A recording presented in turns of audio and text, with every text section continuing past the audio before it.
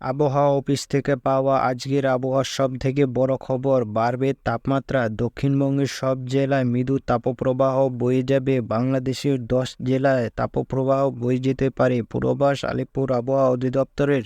আজ ও কাল কিরকম থাকবে আবহাওয়া, কি জানিয়েছে আবহাওয়া দপ্তর, সবকিছু জানিয়ে দেব এই ভিডিওতে। তার আগে যারা এই চ্যানেলটি এখনো সাবস্ক্রাইব করেনি তারা চ্যানেলটিতে একটি লাইক করে সাবস্ক্রাইব করে রাখুন। আবহাওয়ার সঠিক খবর সবার আগে পেতে কোথা থেকে ভিডিওটি দেখছেন তা কমেন্ট করে জানান। চলতি মাসের শেষের দিকে বাড়বে তাপমাত্রা। শুধুমাত্র দক্ষিণবঙ্গের জেলাগুলিতে তাপমাত্রা বাড়বে এমনটাই পূর্বাভাস আবহাওয়া দপ্তরের।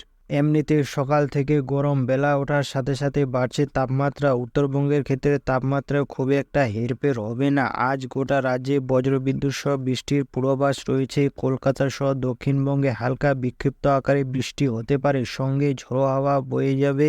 মালদা ও উত্তর ও দক্ষিণ দিনাজপুরে মাঝারি বৃষ্টি হবে। উপরের 5 জেলা দার্জিলিং, কালিম্পং, আলিপুরদুয়ার ও কোচবিহার, জলপাইগুড়িতে মাঝারি থেকে ভারী বৃষ্টি হতে পারে। বৃষ্টিপাত হলেও তাপমাত্রা অপরিবর্তিত থাকবে। আর্দ্রতাজনিত গরম অনুভূত হবে। এই মাসের শেষের দিকে উত্তরবঙ্গে বৃষ্টি কমতে শুরু করবে। আগামী 24 ঘন্টায় দক্ষিণবঙ্গে বৃষ্টির কোনো সম্ভাবনা নেই। বাড়বে তাপমাত্রা। আগামী বৃহস্পতিবার থেকে তাপমাত্রা বাড়বে। রাজ্যের পশ্চিমের জেলা বিশেষ করে পুরুলিয়া, বাঁকুড়া, বর্ধমান, বীরভূম মৃদু তাপপ্রবাহ বয়ে যেতে পারে। বাংলাদেশ ওয়েদারের কথা বললে বাংলাদেশ আবহাওয়া অধিদপ্তরের পূর্বাভাস অনুযায়ী আজ থেকে পরবর্তী 24 ঘন্টায় ময়মনসিংহ, ঢাকা, খুলনা, বরিশাল, সিলেট বিভাগের কিছু জায়গায়, রাজশাহী, চট্টগ্রাম বিভাগের 2-1 জায়গায় অস্থায়ী দমকা হাওয়া সহ বজ্র সহ বৃষ্টি হবে।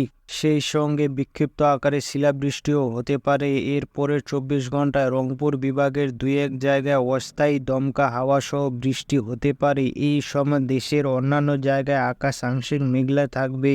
আবহাওয়া শুকনো থাকবে। সারা দেশে দিনরাতের তাপমাত্রা 2 থেকে 3 ডিগ্রি সেলসিয়াস বাড়বে।